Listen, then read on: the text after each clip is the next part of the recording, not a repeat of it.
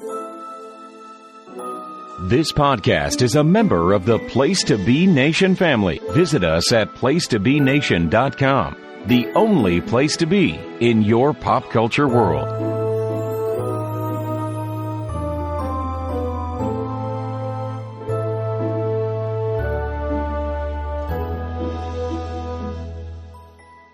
Hello, everybody, and welcome back to another, what I think is lovely new year, new season of Bells with Books. Of course, I am your host, Miranda, and I never do this alone because, well, that would be weird.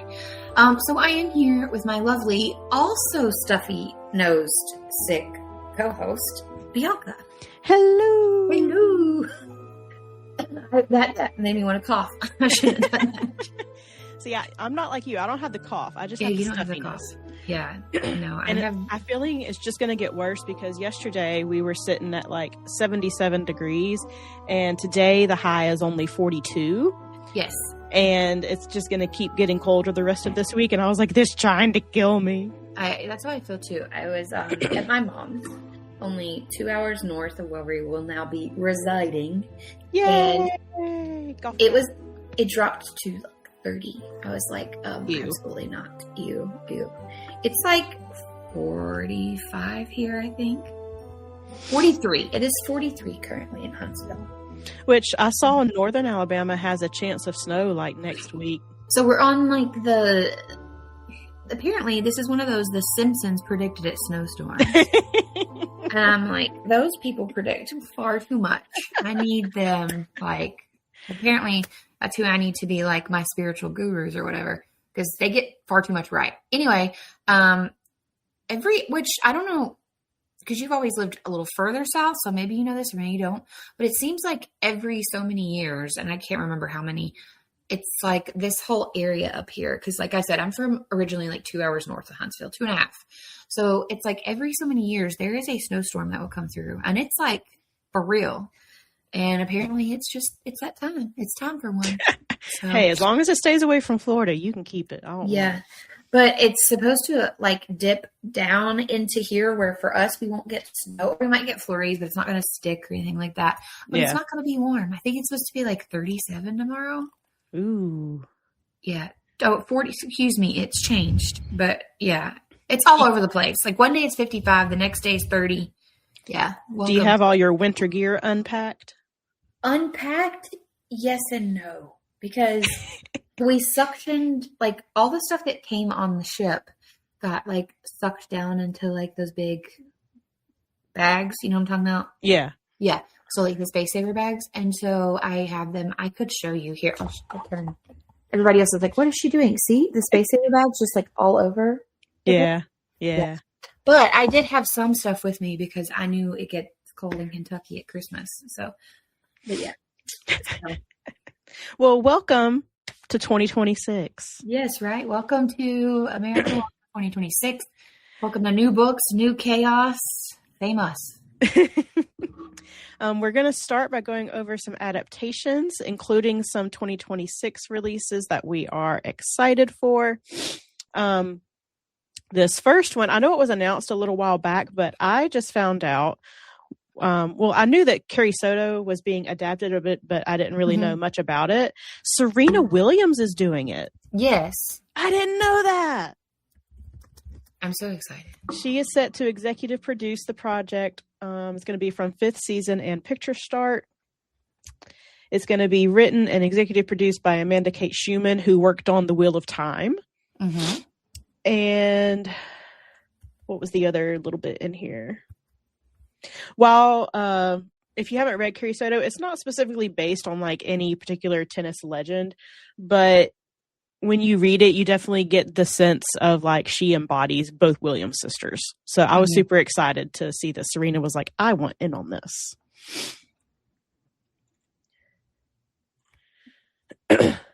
And then we have Little House on the Prairie. One, the original series is going to be coming to Netflix. So if you are partial to the 1970s Little House on the Prairie, you'll soon be able to watch it.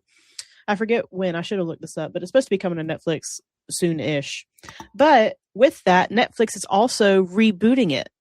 Like they're going to do their whole own series. If it's anything like When Calls the Heart, I know obviously we had Little House on the Prairie before. I'm saying since you're redoing it now, I hope it's got like that When Calls the Heart kind of vibe, Like more Hallmarky types. Yeah, I mean, feel good stuff. Yeah, which Little House on the Prairie was feel good. It taught a lot of lessons. It was great. Yeah. Well, I will say I think they did a good job with Anne with an E. Did you ever watch that? Part of it, I don't know why. I thought it was good, but I really struggled to get into it. I don't know why. Because I love the book, Anne of Green Gables. But I don't know why. Like I will say they made it a little bit darker, but it still had the same like feel as Anne does. But Rebecca Sonnenschein, who worked on The Boys and Vampire Diaries, is going to serve as the showrunner. And the other executive producers are Joy Gorman-Weddles, Dana Fox, Susanna Fogel, and Trip Friendly for Friendly Family Productions. And he has been pushing for a reboot for years, evidently. He's very passionate about this. I think he's part of the crew from that Friendly TV. Have you heard of it before? Yeah. Yeah, I think he's part of that. I can't remember. It's quoted, this is from Deadline. It's a Deadline article. It has been a long-held dream of mine to carry on my father's legacy and adapt Wilder's classic American stories for a 21st century audience in a way that brings together fans of both the books and the original TV series. Nice. And he is thrilled to bring these beloved stories about family, community, and survival to longtime fans and new generations. So I thought that was really sweet. Oh, that's so funny. Like, as we're talking about this, I literally just got a notification from People Magazine that they're like 18 book to screen adaptations to watch in 2026. Hey, we can go over it here in a second. Yeah. I have not read any of these, but Elsie Silver's series is going to Netflix, the Chestnut Springs books. Is that the one that Tyler Hoechlin's going to be the lead for one of the books? Because each one is a separate story, my understanding. I have not read them either. The one that Hope was just talking to us about in our Discord? Probably. I just know Sean Levy is set to produce it. I think it was that one. It's going to go to Netflix. I love some There's Flawless, Heartless, Powerless, Reckless, and Hopeless. Yes. There's a list that, let me get it real quick. Hope put it in our... Before anybody gets mad and is like, you guys have a Discord you're holding out? No, this is a private one. This is just our friends. Yeah. This is where we yap. This is where we yap. But our friend Hope put this out, and apparently they have chosen the lead actor and actress for each book because each book is a different couple. So Tyler Hoechlin. Oh, kind of like Bridgerton? Yeah. Okay. So it's going to be, he's Heartless. He's going to be in the Heartless one. Yeah. Ooh. Do I know him from anything? You do. He was a Superman. I think you and I have actually talked about him before. He was a Superman, Teen Wolf. Yeah. Now that you say that. Yeah. I think Teen Wolf. So many episodes ago, like probably back when we first started, we were doing like, oh, who is your ideal? Like, who do you see? We were casting. We were doing like a casting. And I was like, Hoechlin. Yeah. And you were like, who? And then you were like, oh, yeah. And then I have a couple of reviews to talk about. Yes, please. Don't spoil it. No. Okay. Well, since we last recorded, I read The Housemaid by Fredia McFadden. Me too. I loved it. Same. Well, like the first half of the book, I was just kind of like, okay, this is kind of predictable. Like I could see where this was going. And then there's a mid-book plot twist. Yeah, not what I thought. I thought, yeah. Anyway, I'm sure we thought the same thing because I recently read it as well. And I was like, oh, okay. So I thought I knew where this was going. Yeah, but I did not. To finish the next couple of books. There's a book 2, a little novella, and a book 3. I'll have to get on that. Well, now. But I read it in anticipation of seeing the movie. I saw it a couple weekends ago. I loved it. I'm about to go by myself if I have to. It was good. They do change a few things, but I like the changes that they did. Yeah, there's one change that is very glaringly obvious if you've read the book, and I did want to ask your opinion on that very glaringly obvious change. Which one? Well, no, like if you've read the book, then you see who, even before you watch the movie, you see who the cast is, right? Yeah. Well, so Sydney Sweeney makes sense, right? Yeah. Based on the description and stuff. Yeah. However, the other character is not supposed to be so pretty and so, like, I don't want to say small, but like, because from my understanding, she's supposed to be like my build. Like she's supposed to be a little bit, not like tiny, I guess is what I'm trying to say. Yeah. She's not supposed to be so pretty. Like she's pretty in her way. She's supposed to be put together, but not like drop dead gorgeous. And I was like, how does that work? They made it work. Okay. I think it just plays into the story. And like the second half of the book, especially where we find out what was actually happening. Right. It plays into that. But yeah, I thoroughly enjoyed it. If it comes available to purchase on DVD, I will be purchasing it because I want to rewatch it just to see what all I missed. I feel like it is definitely one of those movies that you could probably have missed something. Yeah. But if you haven't seen it, go see it. It's a great time. And there's even a little thing in the end credits for us Swifties. Thank you, Fredia. Appreciate your service to the Swifties. She is a Swiftie? Yes, she is. Yes. She keeps a lot of her stuff about herself private because, although those pictures of her, she wears wigs and Fredia McFadden is not her name. She's actually a renowned surgeon and she doesn't which I kind of want to be like, is this one of those Superman? Because she wears glasses and wigs in her like portrait. Hannah Montana. Right. I'm like, does everybody actually know? And they're just pretending maybe her name's Samantha and they're like, yeah, we know Samantha. I don't know. I've always been curious because I'm like, do you look that much? Some people do. Some people do look different with glasses, you know? That's but true. I'm like, okay. And then we are recording this the Sunday after People We Meet on Vacation came out on Netflix. It came out last Friday. You've already done it. I have. I got up early yesterday morning and watched it so that I could safely scroll social media and not be spoiled. Darn that social media. People are just so horrible with they're quick with it. They are. So I got to be quick with it. From what I remember of the book, because it's been a few years since I've read the book, but I thought they did a good job. I had no complaints. Tom Blythe was an amazing Alex. I wasn't sure how he was going to be in a rom-com because the only thing I've seen him in was Hunger Games. Mm-hmm. But he did great. Very funny. It was a good time. And I don't know Emily Bader from anything. Because I haven't watched My Lady Jane. Sorry, Kat. Let's see. I think she's been in something else. To the IMDb. And it's kind of short. I was thinking it was going to be a little longer, but it was only a little over an hour and a half. Well, you and several of our other friends were like, I wish it was longer. Yeah. But I mean, it was a good length for a rom-com because I will say movies are getting ridiculously long. I'm sorry. I'm starting to lose interest in these 2.5, 3 hour long movies. Yeah. I watched, I had my niece and my mom's. She came and stayed with us after Christmas, right before we moved down here. And she wanted, I'm not even going to go through the list of movies that I watched with that girl that weekend. But some of them I was like, wait, this is only an hour and 15 minutes long. It seems so short. That is what 3 hour movies have done to us. Well, because some of them don't pass the butt test. No, they don't. That's why I really appreciate those run pee people.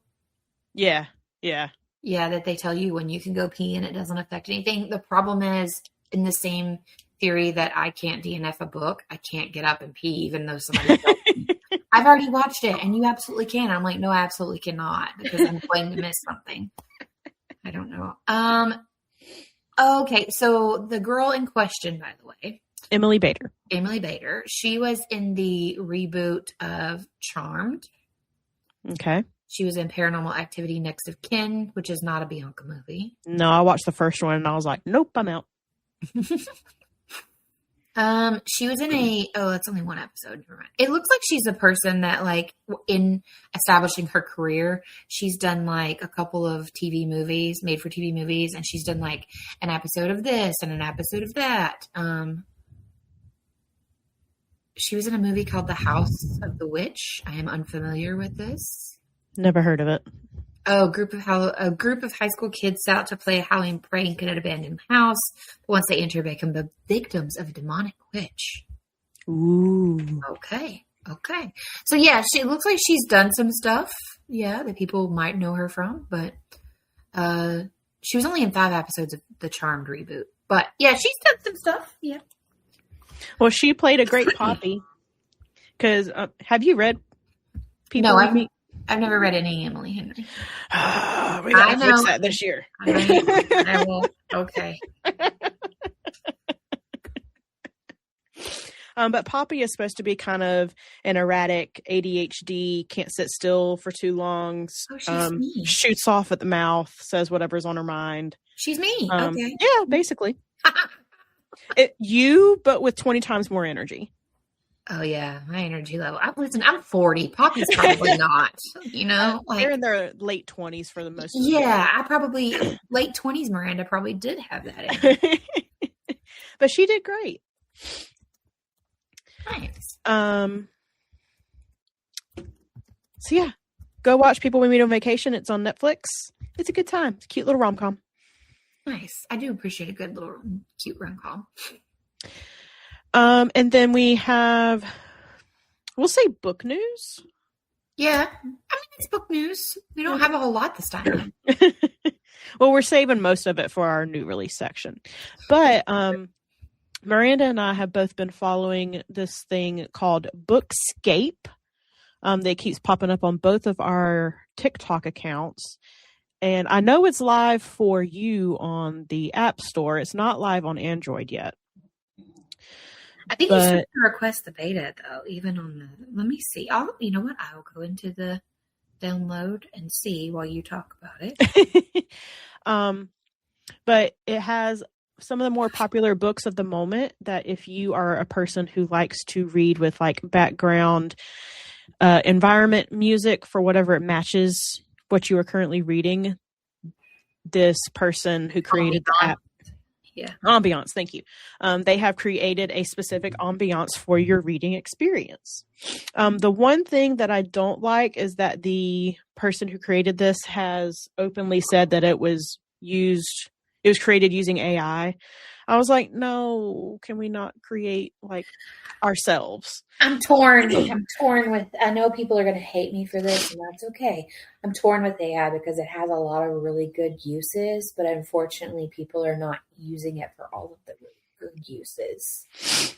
I feel like writing books. It should not be writing books. It should not be taking people's jobs, like all of those things, right? But like, I see the good in it. Yeah. I'm with you. I see the good in it, but I feel like people are using it as a cop-out for using their creative brain cells up here. Yeah. And that's what I don't like. But people aren't comfortable with being bored anymore and creating things. This is true. But I mean, when you have access to everything at your fingertips within 5 seconds. Yeah, I know. I'm just going to need more people to actually use that access. I won't go on a rant, but I mean, if people are going to have that much knowledge at their fingertips, I'm going to need a whole lot of people in this world to fact check stuff.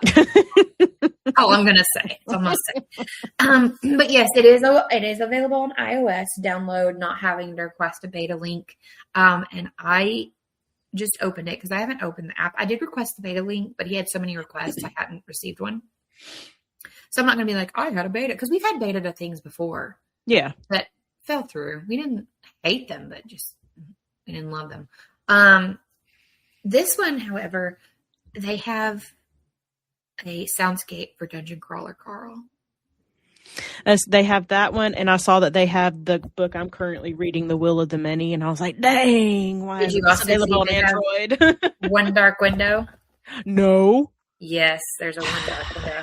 I'll send you the list. I'll send you to, like, maybe I can, like, I'm not going to, like, steal their stuff, but maybe I can show you, like, what it is. Yeah.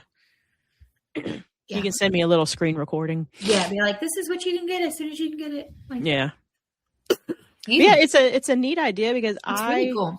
Sometimes I do want to, like, I was reading a book called I, Medusa over New Year's. And of course it's about Medusa. So I was like, I want a Greek environment. So I was looking up Greek ambiance music on YouTube and reading I follow several ambiance channels on YouTube. Like, I love them. Woo has a couple favorites too, believe it or not. Her little doggy. She's back to sleep. Aww. She's back to sleep. We have a guest you guys can't see today, but my little tiny dog who is a noodle right now. I just raised her up. Very relaxed. Yes, she is. She's like, yes, Aunt Bianca. Okay, don't care.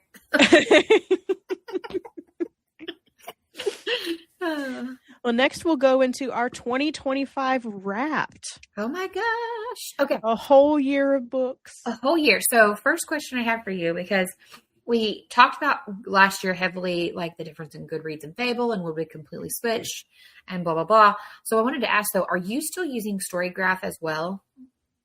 I never used StoryGraph. I thought you were the one that used StoryGraph. What was I use Literal. Literal. Okay. I don't know why I thought it was StoryGraph that you used. So are you still using that one? I wasn't going to, but yes, because Fable, it went down New Year's. Oh my gosh, right?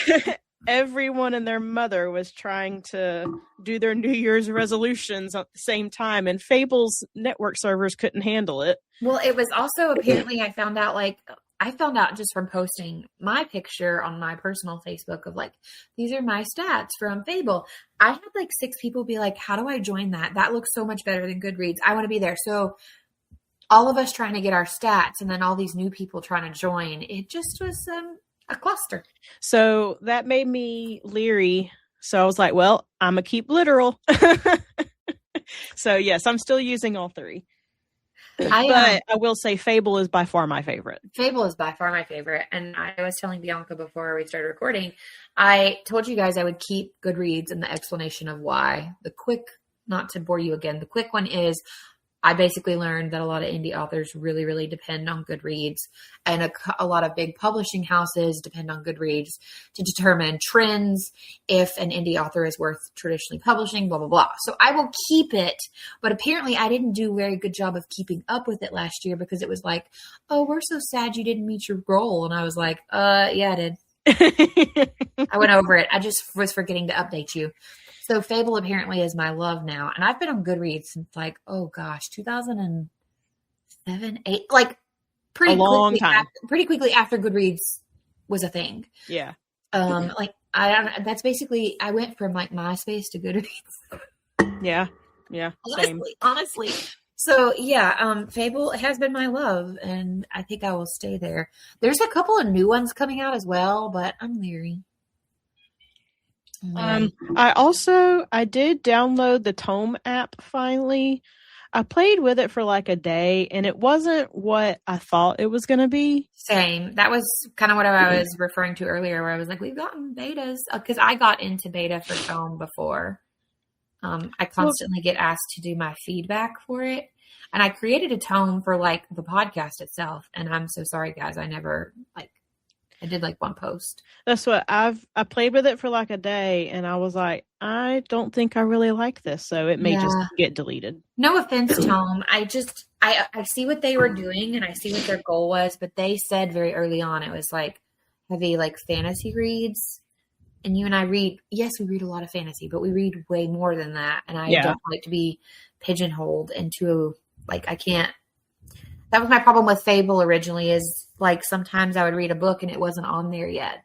Yeah. But I'm having that problem less and less. So good. I'm glad. So do you want to go over your stats for the people? Yeah, I can. Let me get everything pulled up here. I'm going to be reading my stats from both Goodreads and Fable. I'm just going to do Fable because clearly, as I told you guys, I don't keep up with Goodreads, so it's not correct. So in total, I read 68 books last year. Nice. With a total of 27,749 pages. Whoop. My shortest book was The Fall Risk by Abby Jimenez. It's a little novella. You can get it on Amazon. I read it one day while I was getting a mani-pedi. Nice. And my longest book was Chain of Thorns by Cassandra Clare at 778 pages. I told y'all I read a lot of long books last year, and my stat right here proves it. The average book length for me was 410 pages. Nice. I was into those long ones, and that trend is not stopping anytime soon. Sorry, my nose just like completely closed up just now. It happens. My most shelved book was Twilight. It has been shelved over 9 million times. My least shelved book was our Christmas pick, Miss Marley. Only 2,900 people have shelved that book. My average rating for 2025 was 4.0. So I read a lot of good books last year. Nice. My highest rated on Goodreads was The Women by Kristen Hanna. It's sitting at a 4.7 average star rating. I think I rated it 5 stars. And that's all my Goodreads stats, I think. Yeah. And now on to my Fable stats. Go Fable, go Fable. Like I said, I read 68 books. My goal was 52. So go back. I wasn't done reading you. You're like, I wasn't. I reached 131% of my goal.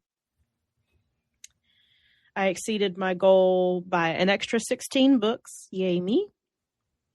On average, I finished about a book a week, obviously.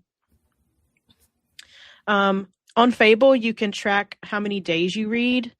Like in a row. I read 252 days in a row. Sometime in April, I just locked in. I'm in the top 5% of fantasy readers on Fable. I was like, oh, I need to pick a new genre. My most popular pick on Fable was The Housemaid. 620,000 other Fable readers did that one. My rarest read was Woman in Cabin 10 by Ruth Ware. Only 10 other readers read that book this year. Well, it is an older one, so... I mean, it's still popular, especially with the movie that came out. I'm surprised more didn't read it for the movie. Keep going. I think that's it. Because the rest of it was interactive stuff. Yeah. So yeah. 68 books, 27,000 and some odd pages. Oh, that was a pretty good year. That was a pretty good year. I agree. And what about you, Miranda? Drum roll. So I'm going to do my Fable because apparently I did reach my goal on Goodreads, but I didn't think I did. So now I can't find like where you get your stats on Goodreads. Remember we went through this earlier. I should have let's see. On mine, I have to, how did I do this? On the home page, there's the more button. And I went to my profile. Okay. And then there's a 2025 year in books. See, normally I have that. I'm not seeing it. Or did you do it on the website though? No, I just did it on my phone here. There we go. Okay. You got it? Okay. Yeah, I got it. So because I didn't post everything though to like I was supposed to. Yeah. Goodreads is only saying I read 21,982 pages and 62 books, which is incorrect. It is saying my longest book of the year was Anne Rice's The Witching Hour with 1,216 pages. And my shortest book was Brides, and Binoculars by Tanya Kappas with 66 pages. It said the average length of a book of mine is 350, which not bad. Yeah. My most shelved book was Percy Jackson with like over 5 million people. And my least shelved book was Yoga Fix, which was only 124 people. My average rating was 3.9. My highest rated book on Goodreads was The Butcher's Masquerade, which is part of Dungeon Crawler Carl by Matt Dinniman. And then it tells me like what my first review of I don't review every book on Goodreads. So it had like a review on there, which is something I had gotten from NetGalley. Okay. So it showed me like my first review of the year and my last review of the year. If anybody wants to check those out. But my fable. So I read 84 books this year. My goal was 80. Okay. I'm pretty pleased with that. I mean, I met my goal. Yeah. I passed it. I have read a total of 365 days out of the year. What? Yes. I made it a goal every day. One of the first things I do every morning, even if I only read for 5 minutes, I read something. I don't grab my phone. I read something. So, Okay. On average, it says I have finished each book in around 12 days. Okay. With my 365-day streak, I'm in the top 5% of Fable readers. But I'm in the top 10% of fantasy readers, so a little under you. But I jump all over the place sometimes. Yeah, you read everything. I do. Ish. But like you, my most popular pick was the same as yours. It was The Housemaid. And then my rarest read was actually the same one as my rarest read from Goodreads, which was The Yoga Fix. Only 5 people had listed it on Fable. Wow. Yeah. I did the interactive thing where you got to pick like what your most underrated, top read, and prettiest read was. Yeah. That was fun. But those are like subjected to yourself. So like, let's see. Yeah. So I did 84 books for the year last year. Yeah. I'm proud of that. That's a good year. I actually set my goal lower this year, though, for a lot of reasons we'll get into in a minute. But I was like, yeah, you had a lot going on. Well, no, in general, like my goal for this next year is lower. Oh, okay. Gotcha. For like a lot of reasons. So, which I wanted to ask you real quick, since you mentioned Dungeon Crawler Carl. Yes. I knew it was getting an adaptation, but I didn't know Seth MacFarlane was associated with it. It makes so much sense that Dungeon Crawler, and it really does. I, in my opinion, think that Seth MacFarlane is the best choice for this, based on like other things that he has done. I think someone said, because it's his production company. It is Fuzzy Door, and he's going to be doing this alongside Universal International Studios. So they have acquired the rights. They actually acquired the rights all the way in 2024. But for whatever reason, it didn't become like huge knowledge until recently. It's because it just like blew up recently. Yeah. And then the writer that is adapting them for television, which happens a lot, where it's a different television writer, is Christopher Yost. And he's known for like Thor Ragnarok and The Mandalorian. Mm. So, I'm just like, Seth MacFarlane, what are you doing here? Oh yeah. I'm very excited about that. Erica Huggins is involved. They're going to genre bend storytelling is what they're aiming for. Real quick, for those that don't know, if you must be new here or living under a rock if you haven't heard me talk about Dungeon Crawler Carl. But it's basically Dungeon Crawler Carl follows a guy named Carl and his ex's cat, Princess Donut, and they are surviving basically this like alien orchestrated apocalypse. It's like who's the best way to say this? They're basically navigating this deadly intergalactic game show set in like a fantasy dungeon, and it's fantastic. It has moments where it can be kind of gory, but like I really do think this is one of those books that it's almost for everyone. Yeah. Yeah. It's a lot of fun. He's still writing the series, but I have one book left that's like current. How many books are there? Currently there are 7. Okay. Yeah, currently there are, let me double check and make sure I got that right. number of books. There are currently 7. 8 actually comes out. I'll go ahead and segue. So 8 actually comes out in 2026. It is one of my highly anticipated, and it is A Parade of Horribles, book number 8. And I want to say Matt Dinniman has said exactly how many books there will be to this series, but I'm wondering if he will stay true to that, or if he will because it's just been so beloved. Yeah. If he'll change his mind or add a novella, I have a visitor on my screen now if you want to look. Oh, is it Babe? Yes. I have a Babe. Hi, Babe. Widget is now behind my laptop because I'm sitting on my bed to record right now. I'm not in my official studio yet. So yeah, Widget is behind the laptop. So he has said that there will be 10 books, but he said the number. Oh, so he actually has come out recently. I did not know this, and said there are 10 books, but it could shift. Okay. And then this has introduced people to a whole new genre of books, which is referred to as lit RPG. Mm-hmm. And so my goal this year will be to read a bunch more. He has other series, because this year was my first introduction. I had never heard of Matt Dinniman before in my life.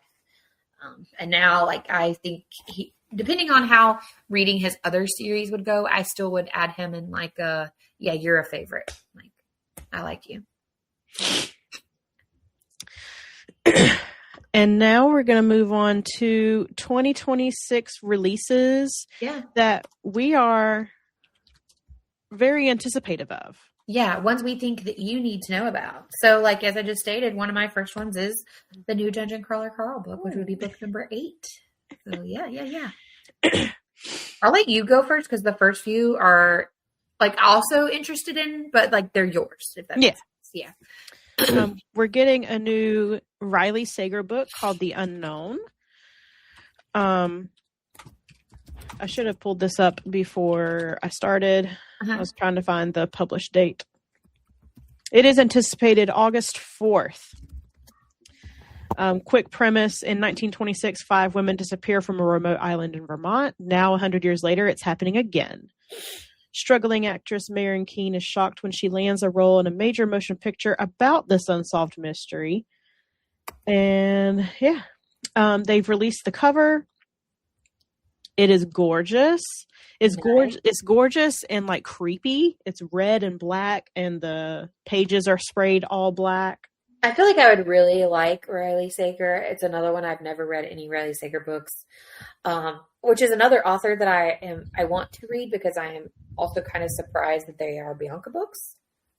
They are good. You don't do horror usually. I would say he's more thriller than horror. Okay. I know the horror community really loves him. So I would say he leans more thriller. So that's August. Tempest by Victoria Aveyard. Yes. This will be a she keeps saying that it's a standalone, but I know Victoria and I don't think it's going to be a standalone, but it's going to be a pirate fantasy. Yes. Y'all, I love pirates. Y'all don't understand. Great. So one of my favorite fantasy authors is writing about my favorite entity. I'm so excited. And it's coming out in September. Cover is yet to be revealed. She's been teasing us on Instagram and on her podcast. If you don't listen to her podcast, go listen to it. She does a podcast with Soman Shanani. My brain is temporarily blanking on what it's called, but it's good. Go listen to it. And then we have And Now, Back to You by B.K. Borison. That's coming out sometime in February. Where are you? February 10th. I read my first B.K. Borison book last year. It was kind of like Sleepless in Seattle. I forget, what were you called? My brain is not functioning today. I feel you. I definitely have medicine head. First time caller. I loved it. It was adorable. So I will definitely be picking up And Now Back to You. I'll let you take the next couple because the next couple are yours. Okay. So the one I have first, it actually came out this week. But technically it's a new release for 2026, so it counts. It's called The Windwitch Murders by Casey Dunn. It's set in 1999 Arkansas. She's the daughter of a witch and an alleged murderer, and basically life isn't easy. And her name is Raven, and she's carried that burden for like 12 years since her mother was locked away for apparent ritualized murder of 2 boys. Murders that she never admitted to, but now her mom is dead and the truth is kind of buried with her. A stranger appears at the funeral and puts a feather on the casket, and this is when Raven is like, what? So I'm very excited about that. I've never read anything by Casey Dunn. That sounds cool. It does sound really cool. It sounds like it has potential. It looks like she has a couple other books, so it's not a debut for her. But she was born and raised in Atlanta. So I feel like, Southern girl. Yeah. So I'm very excited about that one. I'm probably going to Kindle it. But yeah, it just came out. As of recording this, it's only been out for a few days. Oh, I got hair all over my face. So there's that one. The next one is called The Book Witch. It is by Meg Schaefer. It is a fantasy novel about a character named Rainy March. She is a book witch. He uses a magical umbrella to enter and fix altered stories, but she has to team up with a fictional detective to find her missing grandfather and solve mystery that takes them through classic books like Alice in Wonderland and The Great Gatsby. It says the story is going to blend adventure, romance, and mystery, exploring themes of literature like family and the connection between readers, authors, and characters. And it has a scheduled release date of April 7th of this year.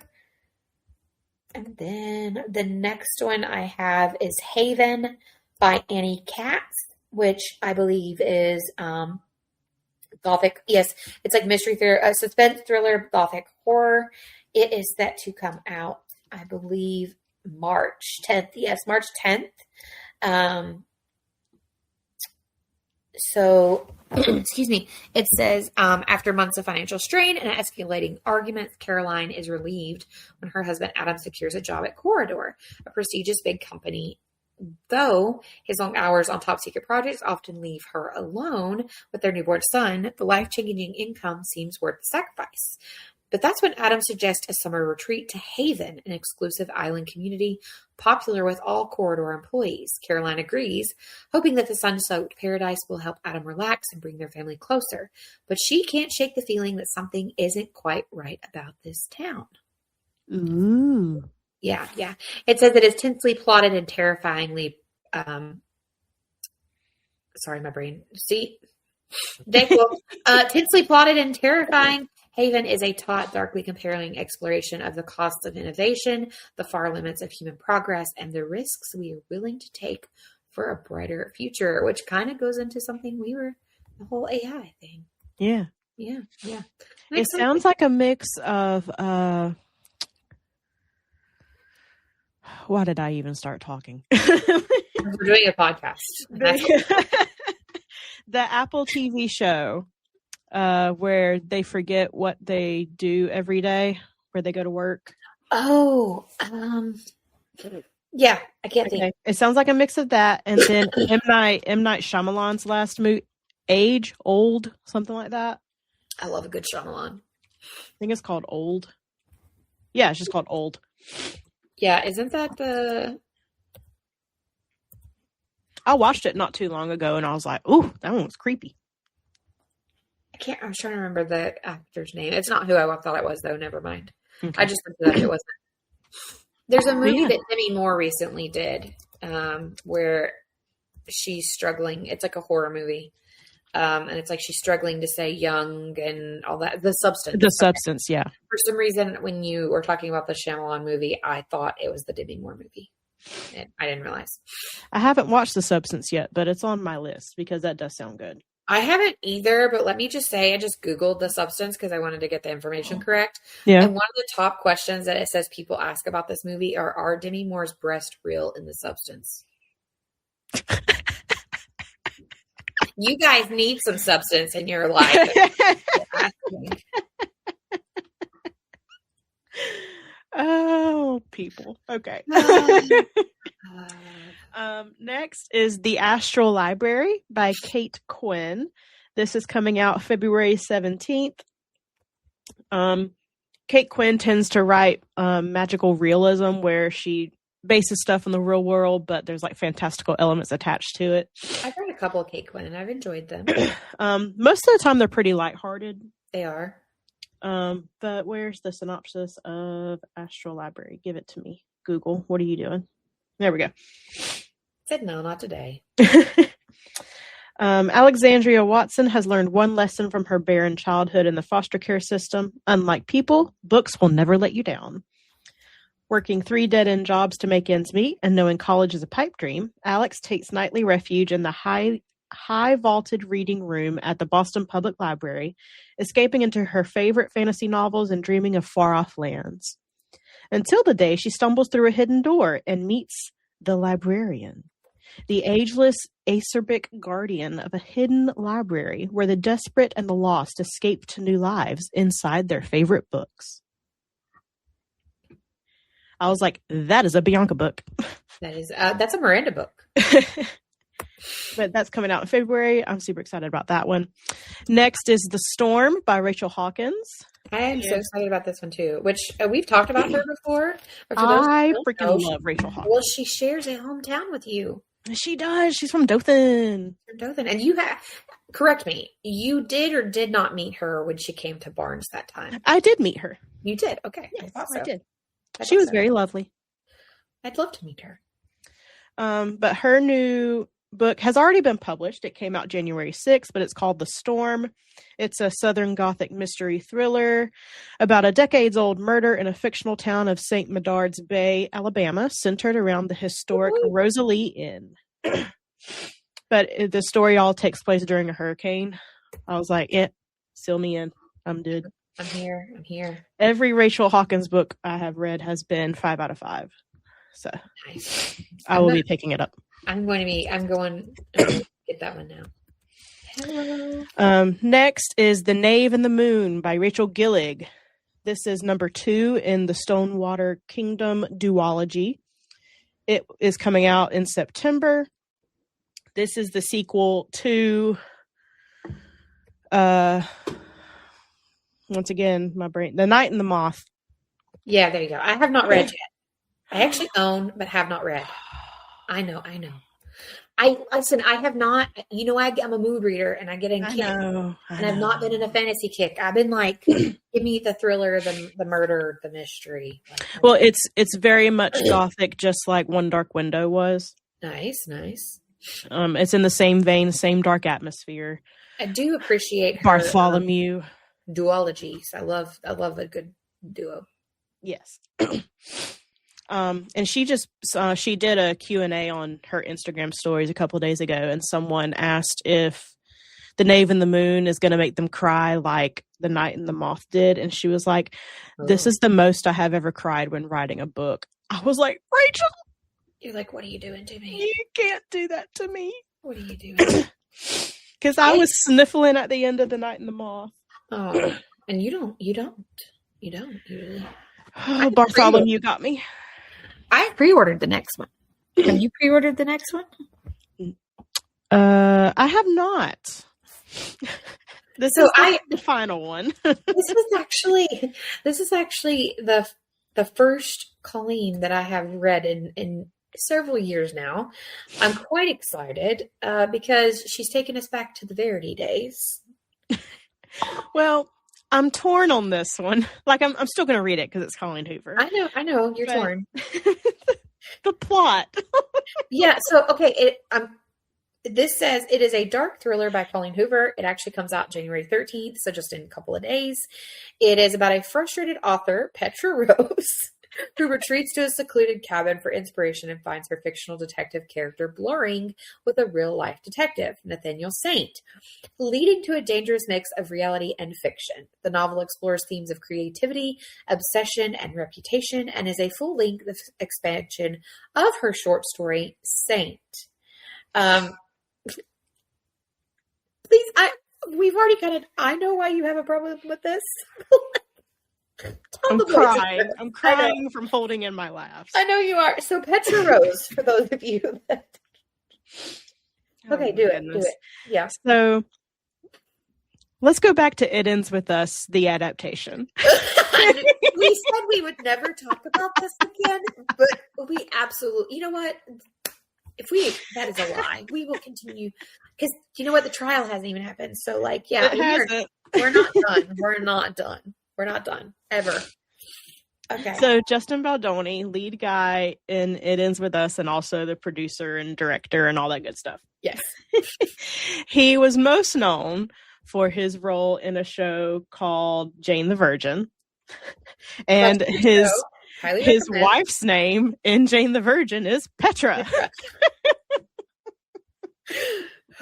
But it gets better. And I hate Petra, so, I grew to love Petra. I grew to accept Petra. I grew to understand and love her. Yes. Okay, I'll give you that. Okay, anyways. But the initial plot, because everyone knows how it ends with all that drama went down now. Yes. But the plot of this book is that the author, she gets viral backlash for her latest film adaptation and forces her to go into hiding. Listen, they tell you write what you know, like I've taken a couple of classes on like writing because, I'm going to write this book after all. I'm going to do it. And they tell you write what you know. Well, Colleen took that to heart. She did, which by the way, off topic, but not. How did I not know that Colleen is currently being treated for cancer? I saw that. Her sister posted it. So her sister and I are friends. And her sister posted this thing. She's like, she calls Colleen Sissy. And she's like, spending the day something with my sissy. It was like on her personal, this is on Lynn's personal Facebook. And she's like, spending the day with sissy.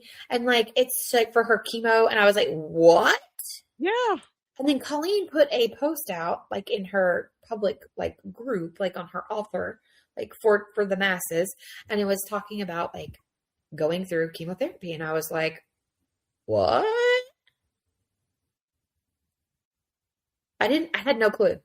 And I meant to text I didn't, be like, what? I didn't see that post just because I don't get on Facebook. Did she say for what? Or was she just very generic with it? No, she was not. Actually, I have Facebook. Let me just pull it up real quick. Where is you, Colleen? Let's see. But she was talking about she had a discussion with her doctor they did some genetic testing to find out if her cancer was a genetic thing. And it is not. I'm trying to find where that post was. Because didn't Lynn have some type of cancer too? I don't want to say for sure, and Lynn be like, I did not, but Lynn has struggled with some medical issues over the last. That's public, like that's not like me, like telling a woman's business. She has struggled with some medical issues over the past couple of years, but she, I can't remember if she actually had like a cancer. I believe their mother did though. Yeah, their mom did. So, okay. So this is from January 9th and this is from Colleen herself. And it says, I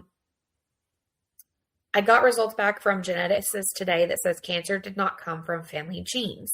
It also did not come from the two main causes of cancer, which are HPV and excessive hormones.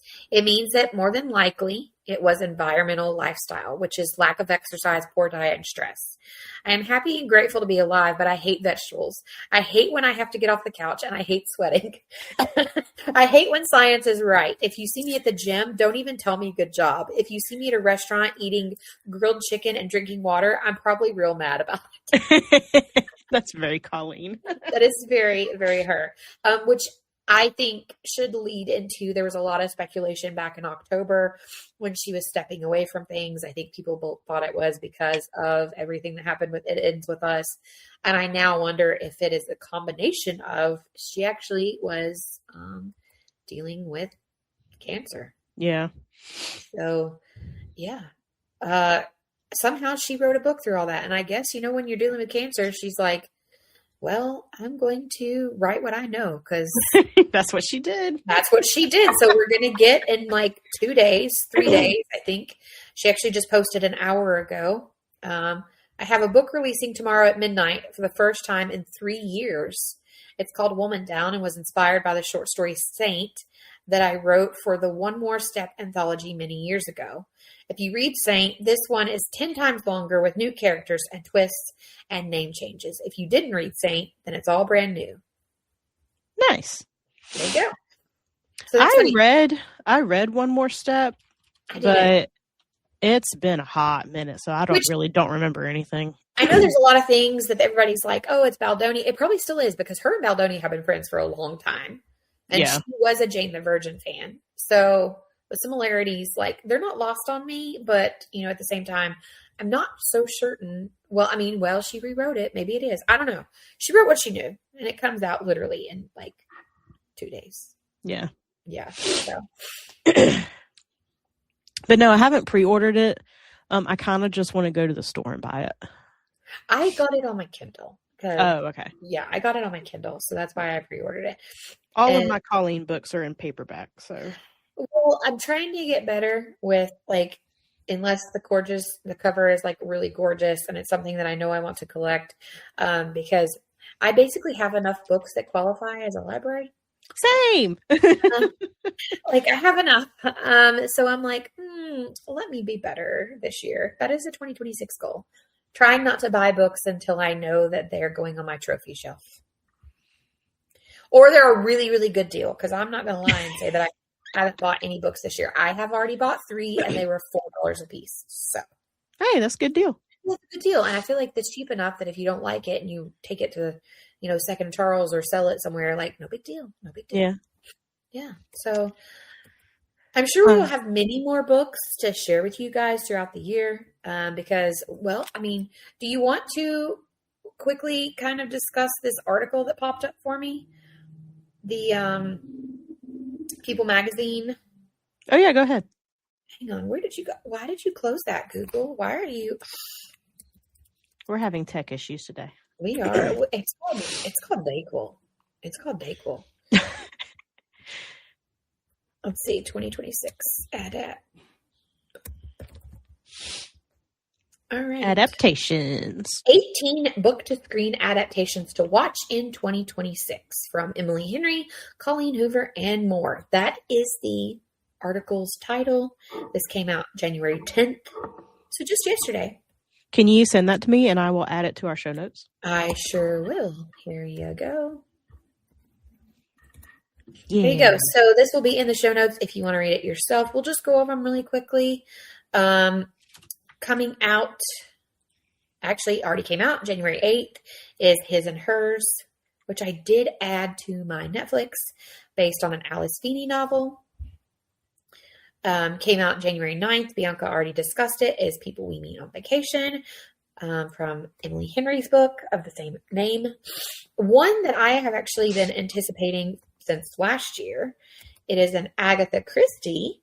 It's called The Seven Dials Mystery. It comes out on Netflix on January 15th. Earl, is this just all going to be Netflix? It's all okay. Netflix. Actually, no, there's one that's not. So Finding Her Edge on January 22nd, which this one is based on the YA novel by Jennifer. Do you know how to say her name? Like a Poli? I've never heard of this before. Poli? I've heard of it, but I've never. It's a figure skater for those of you if you are so interested in that. So it's going to be more YA, obviously. We have another Bridgerton on January 29th. This one is An Offer and a Gentleman, which is this is Bridgerton's 4th season, and it focuses on Benedict. Finally. Because I think they did Out of Order. Yes. Yeah. Mm-hmm. So, forget you. Anyway, so yeah, on January 29th. And then part 2, they're doing that 2-part thing. We will get part 2 on February 26th. So, you think they would have dropped it closer to Valentine's Day, but you know, whatevs. Then we're going to get a new Wuthering Heights, which will be in theaters on February 13th. It's in quotations, Wuthering Heights. Yeah. All of them because are in quotation. the actual movie title is in quotations. Oh, is it? I didn't realize that. Because I am part of the conspiracy theorists that this is not a true adaptation of the book. I don't think it is. That it's going to be a woman reading it in modern day and inserting herself into the story. Possible. I am part of that. Well, all I have to say is I saw some snippet stuff, and I just want to warn all the girlies out there that love Emily Bronte and love Wuthering Heights that you need to be told very directly, this is coming from the Saltburn director. You have been warned. I don't want anyone coming for me when they go watch this and I get yelled. I will not be yelled at this time. And Vogue posted some shots of the wardrobe. Oh, yeah. There's one dress. It looks like she's just wearing cellophane. Pretty much. The screenshot of this, Jacob Elordi is basically pretty much almost naked. Might as well be. So you have been warned if you aren't aware of Saltburn. Or you are, if you are Bianca no or above, because we actually have some listeners that are like, you will read some stuff that they won't. You should not probably go watch this. You've been warned. I will for science. I will. I'm just saying, Bells Books will not be held responsible. That's all I'm saying. I am excited about this. This is an Apple TV series led by Jennifer Garner. The Last Thing He Told Me. Did you watch season 1? I have not. That's why I'm excited, because I need to watch. Now that season 2 is coming out, yeah, I'm just going to do it all together. I'm just going to binge right through. This is developed from, so there's a sequel. The first book was The Last Thing He Told Me. And then this is called The First Time I Saw Him. Yes. So, but the series itself is just The Last Thing He Told Me. Very excited. And then the final season of our beloved Stars series, pulled from Downa Books. This one is Go Tell the Bees I'm Gone. We get the final season of Outlander on March 6th. How are you coping?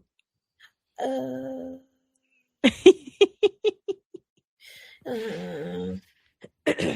knew it had to happen eventually, right? Like, I mean, she's going to keep writing, but at what point, like, you know, these actors are going to want to go do other things. And yeah, I knew it was going to happen eventually. But there's a spinoff that I believe came out. I haven't watched it yet, but there's a spinoff series that I have hope for. We have Reminders of Him. It's going to be in theaters March 16th. Yay! Miss Colleen is doing. She's doing the thing. You know. I have not read this one. You did. Yeah. I think you even bought this one for me, so I apologize. This one, I will say, it deals because Colleen Hoover, like, a lot of people make fun of her for writing chick lit, basically, but this one has a really deep undertone. It deals with rehabilitation after being in prison and trying to find jobs and people hiring felons and stuff like that. The reality of prison time, basically. And I really like the take on it and putting that stuff into light that the public tends to just push aside. You know what? I'm going to give you the honor of doing this next one because I know how excited you are. Oh my goodness. Project Hail Mary is coming to theaters March 20th with our man Ryan Gosling. Whoop, whoop, whoop, whoop. If you have not read Project Hail Mary, even if you're like, I don't do sci-fi, you're doing yourself a disservice. I'm just saying. I'm going to do my best to reread this before I go and see it again. I'm probably going to as well. This is Margot's Got Money Troubles, coming April 15th. It's another Apple TV. I have not read this. This is a Ruth Thorpe book. Apparently a lot of people really like her. They say if you like Emily Henry, you'll like her. So this is Elle Fanning, who I think is great. She stars as the character Margot. She's a young mother who turns to OnlyFans to support her daughter. All right. You know, you have read this one. I have not. Remarkably Bright Creatures, the next one? Nope, I have not. The plot of this throws me off a little bit. Okay. Because it's about a woman who befriends an octopus. This is true. This is true. And I don't know the octopus why becomes her best friend. Well, I mean, cool, I guess. I'm just like, really? Yeah. So I thought you had read this one for some reason. Anyway, Remarkably Bright Creatures by Shelby Van Pelt comes out May 8th. And as Bianca says, it is going to be a Netflix film, a lot of Netflix. It says it's a touching novel about a widow who finds an unlucky friend in an octopus. So do with that what you will. I am excited about this one. The Odyssey, in theaters July 17th. It's Christopher Nolan's take on Homer's epic poem.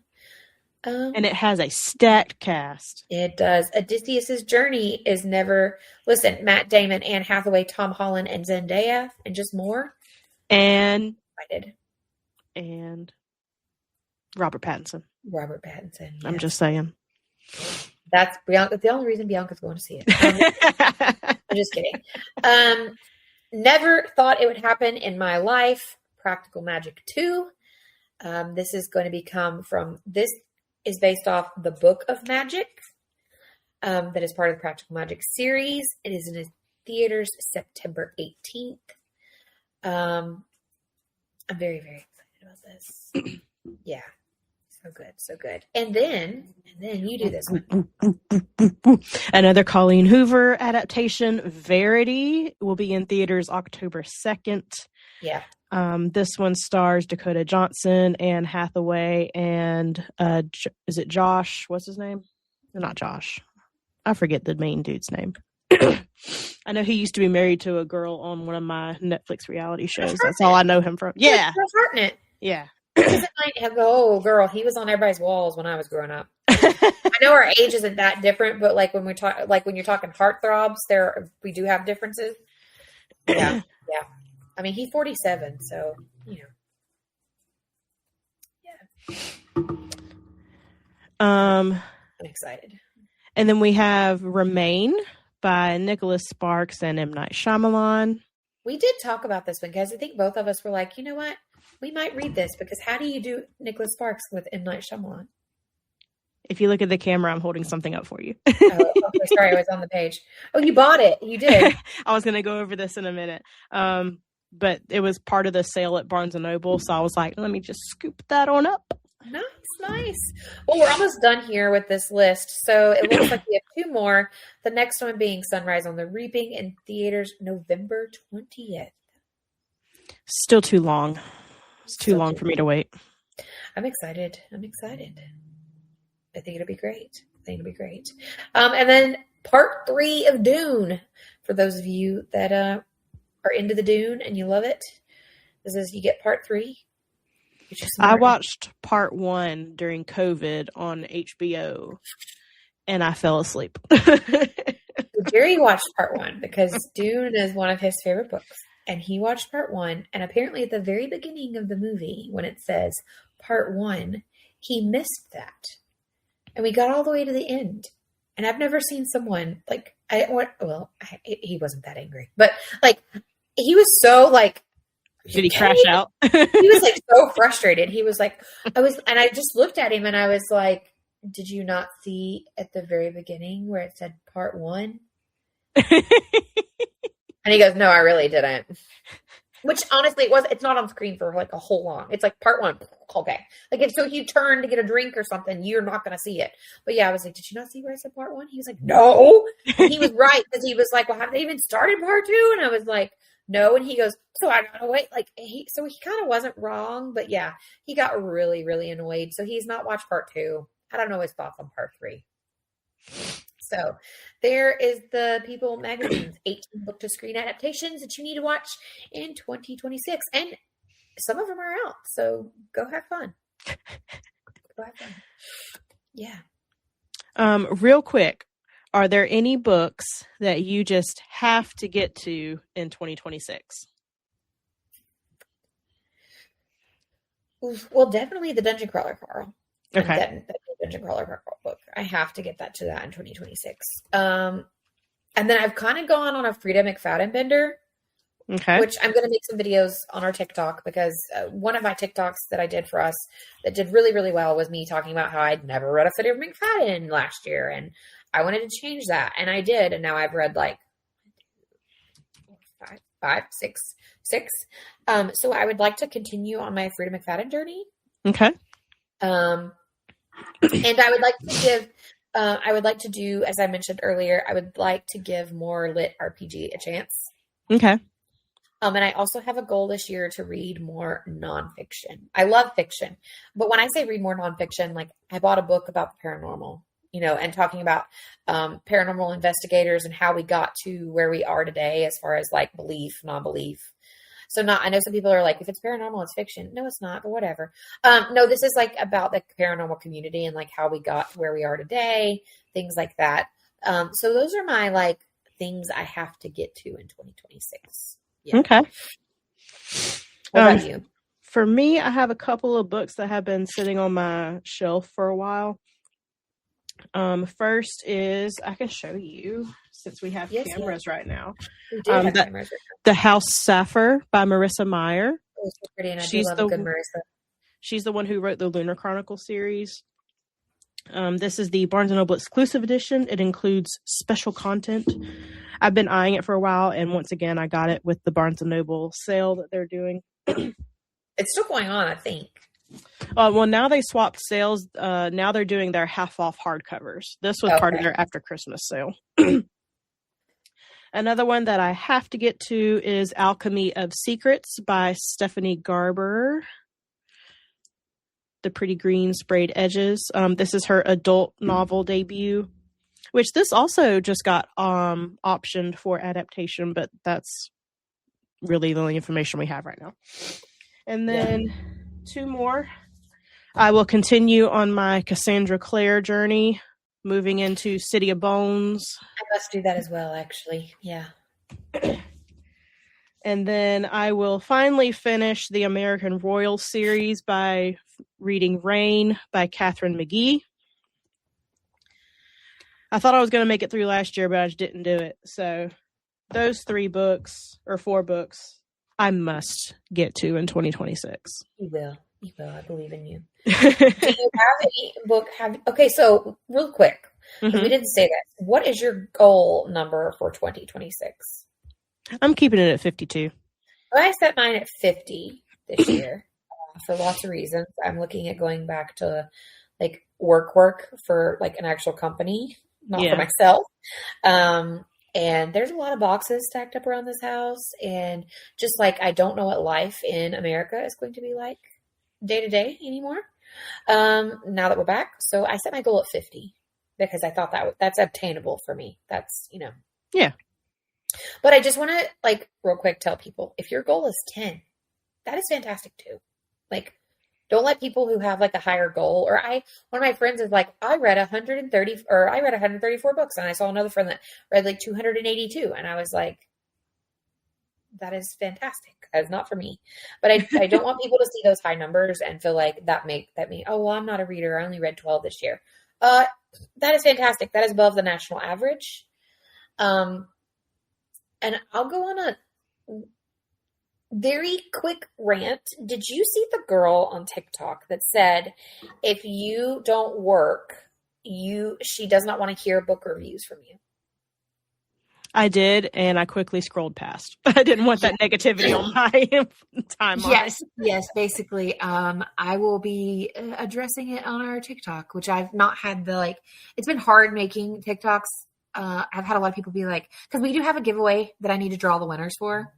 So if you're listening to this, the winners will be drawn in the next couple of days. I did not forget. When was I supposed to have the time? And I've added some like goodies to it. So there's some like stickers and bookmarks, and I have a package to mail you as well. So yeah, I just want to say that we do not subscribe to that here. And if you read one book, great. If you read 200 books, fantastic. If you work full time, awesome. If you don't, great. Everybody's lifestyle is different. And I care about your book opinion no matter how many you read or don't read. So or I was like, what does lifestyle it is. matter what your work status is? You still can read and evaluate and share your opinion. Like that She was said- a stupid take. It's a stupid take. It's like the hottest of hot takes that no one agreed with. But basically, she thinks like if you don't have a full-time job, that you have enough time to read, that your opinion doesn't matter, and it's only for people that like are having to squeeze this into their day. And I was like, just because you don't have a full-time job doesn't mean you don't have a full-time life. Like, some people are raising 3 children from home, like, Yeah. Like, yeah. So, hot take that we do not subscribe to, just putting that out there. Like, for anybody if you don't know us and this is your first introduction to us, we don't agree. And we love your opinions on books, whether it was 1 or 1,000. Now, if you read 1,000 books a year, can I ask how? But, Unless it's like little picture books. Yeah. So, because I met up with our friend Josh in Dothan over Christmas. Mhm. I looked at him. I was like, "So, how many books have you read this year?" And he was like, 400 something. I just stared at him. He was like, "Don't worry, most of them were picture books for the library." Yeah. I was like, "Oh, okay." Yeah. When you're an educator, you probably do read a whole lot of books. I used to have, when Caden and I were reading books together at home all the time, I did have 2 separate Goodreads. Caden and I had one we shared, and I would keep up with, because they used to do a thing at school every year for like an award for who read the most books every year. So I had a separate Goodreads so we could keep up with what he owned and what he had read. And if you had added that total to like my total, I read a lot of books. Oh, yes.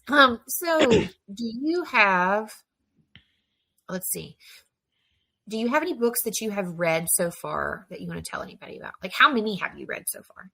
I'm almost done with book number 2, just because I'm reading. Ooh, come back. I'm reading The Will of the Many, and just look how thick this is, Miranda. Oh, yeah. You gotta tell.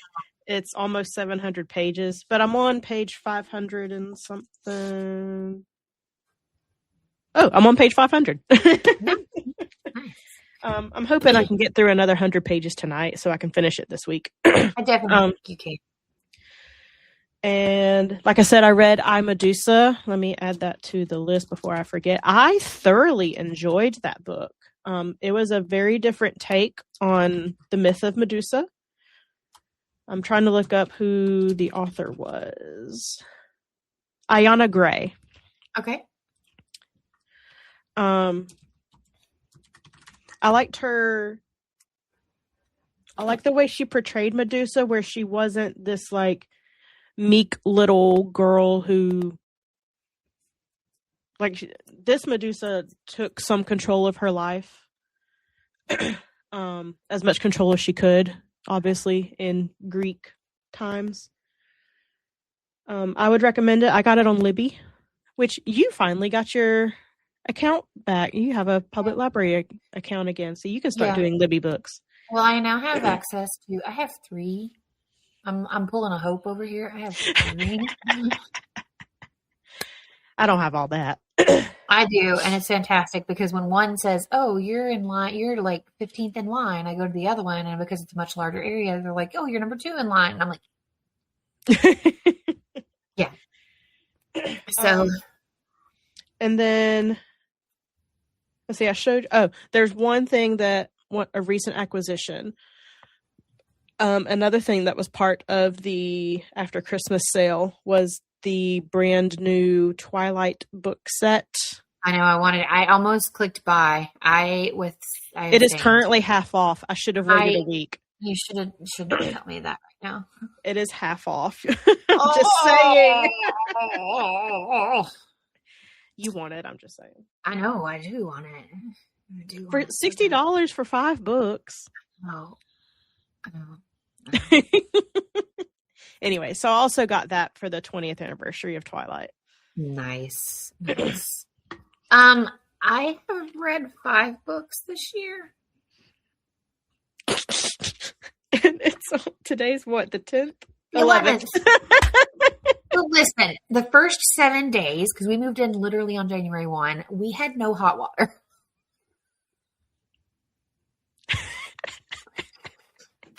And so, like, there was only so much I could do, right? And I was having to drive to my friend's house to shower every day. 20 minutes away. One way.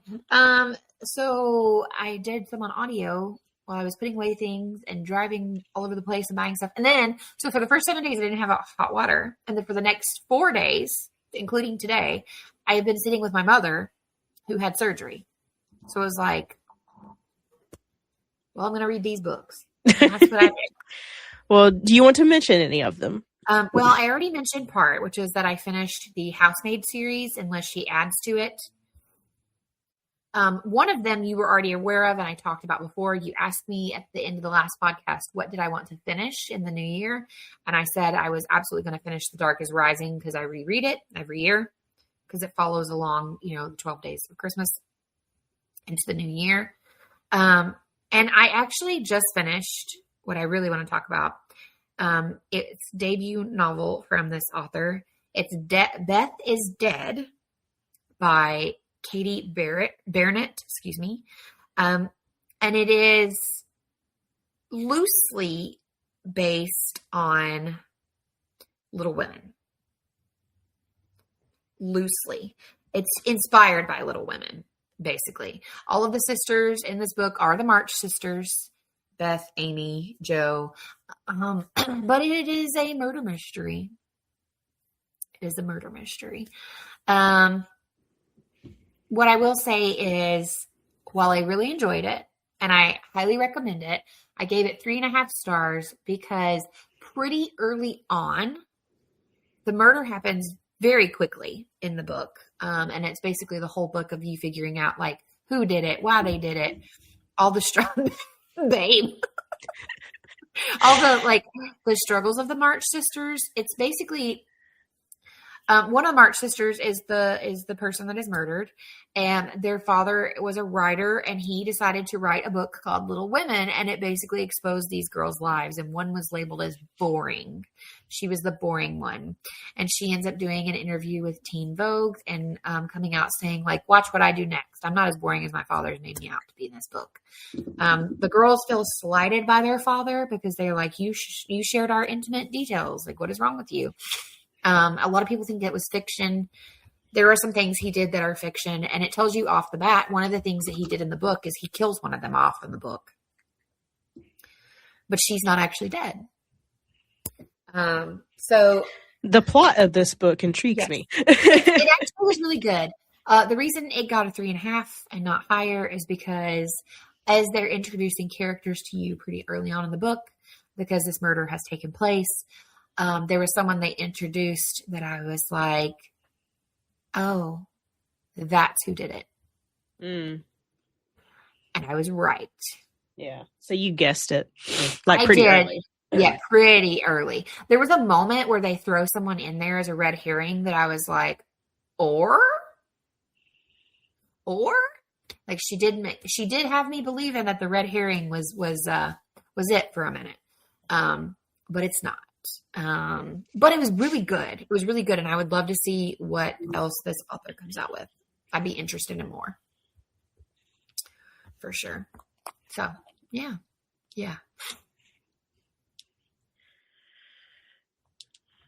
That's where I am. Well, I just added Beth is Dead to my TBR. I think you'll like it. That's what I was looking up. I was like, how can I read this? Yeah. How did you read it? I did audio on that one. So I listened to that one while I drove back and forth between here and Mom's. So I was looking on Libby. It's not available on my Libby. I think it literally just released. I think it's a new release. Oh yeah, January 6th. I see that now. Yeah. Somebody on Fable was talking about it. That's how I found about it. I found out about it on Fable. There is a group, one of the book clubs on there is reading it, and they were like, enter for I think it's an ebook, but still, they were like, enter for a giveaway for Beth is Dead, newly released novel from, and I was like, what is this? And I read the synopsis, and I was like, oh, I think it may actually be a YA based on, because like some of the sisters are like college, some of them are high school, so it might be YA, but it was very enjoyable. I don't think 3.5 stars is something to like be rude about. No, that's decent.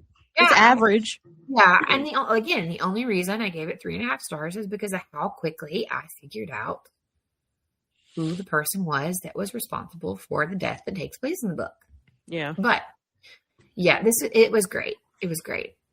It's a loose reimagining of the March Sister story, basically set in the modern world, and starts out with a bang when Beth ends up dead. I mean, I don't know how.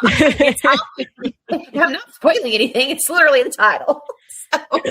So yeah. Well, if you want even more of our crazy shenanigans, you can follow us on Instagram and TikTok and YouTube, Bells with Books Podcast on all of those platforms. Fully up to date on YouTube. Fully up to date. Even this one, when you hear it, we'll be up to date. It'll be there.